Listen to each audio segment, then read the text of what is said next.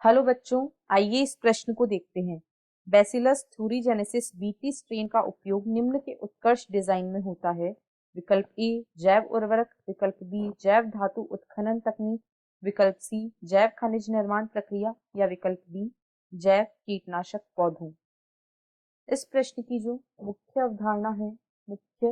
अवधारणा वह है बेसिलस बेसिलस बैसिलस थ्यूरीजिएंसिस।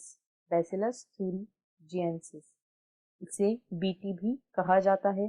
बीटी या बैसिलस थ्यूरीजिएंसिस जो होता है यह एक बैक्टीरिया होता है। बैसिलस थ्यूरीजिएंसिस एक प्रकार का बैक्टीरिया या जीवाणु होता है।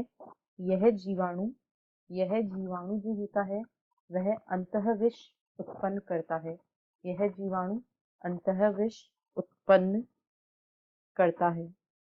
इस जीवाणु में एक जीन होती है जिसे क्राई जीन कहा जाता है।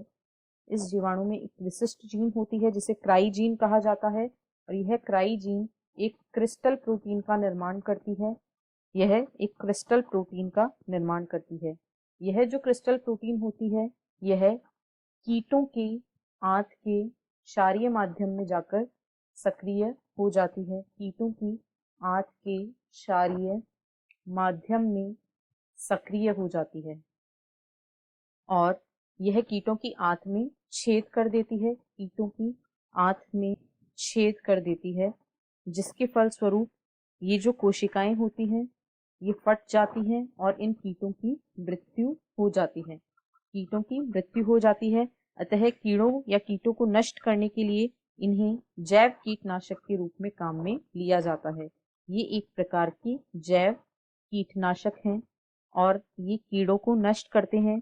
अतः जीवाणु के इस जीन का उपयोग उन पौधों को डिजाइन करने के लिए किया जाता है जो कीट प्रतिरोधी होते हैं।